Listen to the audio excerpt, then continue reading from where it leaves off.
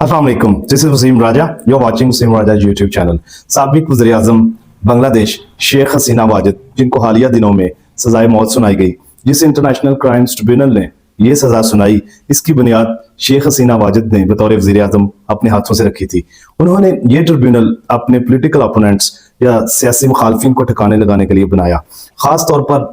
Jamaat Islami Bangladesh chapter के बुजुर्ग रहनुमाओं को बेदर्दी के साथ सजाए मौत सुनाई गई। उनके ख्याल में जमात इस्लामी ने 1971 की वॉर ऑफ इंडिपेंडेंस जो कि पाकिस्तान के खिलाफ बंगालियों ने लड़ी थी, उसमें जमात इस्लामी ने पाकिस्तान आर्मी की सपोर्ट की थी।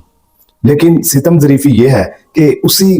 जो ट्रिब्यूनल ने आज शेख हसीना वाजिद को सजाए मौत का फैसला दिया है। शेख हसीना जो कि पिछले साल अगस्त 2024 में स्टूडेंट्स की एक मास मूवमेंट के नतीजे में इक़्तिदार से अलग हुई थी और भागकर इंडिया में सियासी पनाह ली थी, आज तक इंडिया में ही पॉलिटिकल असाइलम में रह रही हैं।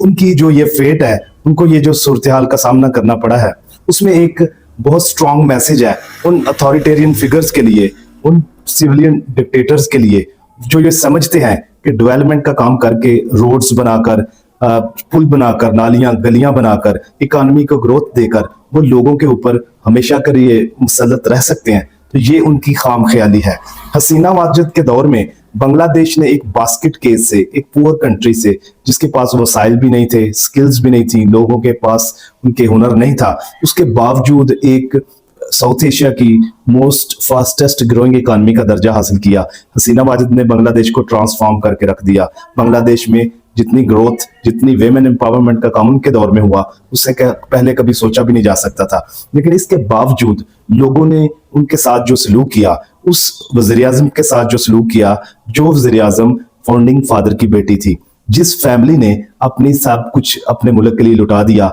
आज़ादी हासिल की, और 1975 में जब कुछ आर्मी ऑफिसर्स ने हसीना वाजिद की तमाम फैमिली को जो कत्ल कर दिया, हसीना वाजिद उनकी और एक बहन जो जर्मनी में पढ़ रही थी, इस वजह से वो बांग्लादेश से बाहर होने की वजह से सरवाइव किया उन्होंने। उसके बाद वो इंडिया में आती हैं और जो अवामी लीग को वो लीड करती हैं और 96 में वज़ीर आज़म बनती हैं। 15 साल और 5 टर्म्स के लिए वज़ीर आज़म रहने के बावजूद लोगों ने उनको बेदर्दी के साथ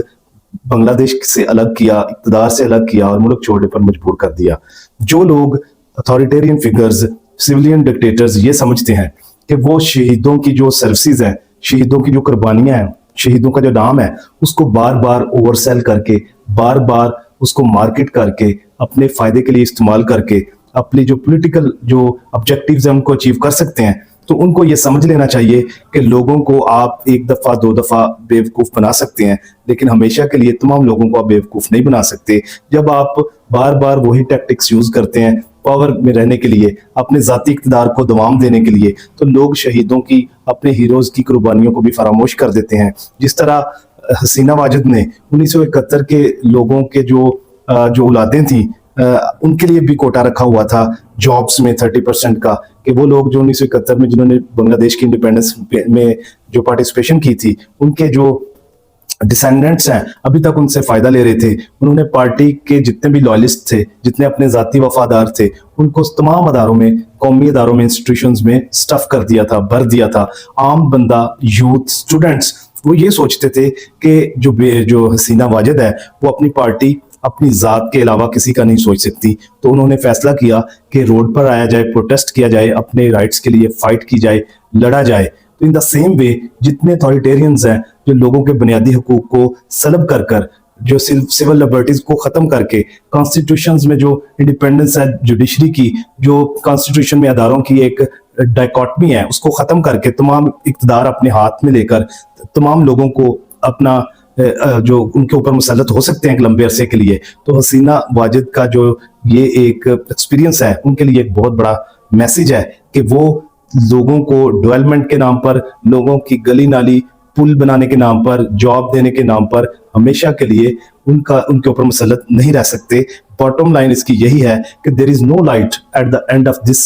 टनल विच इज अथॉरिटेरियनिज्म। मिलते हैं अगली वीडियो में। अल्लाह हाफिज।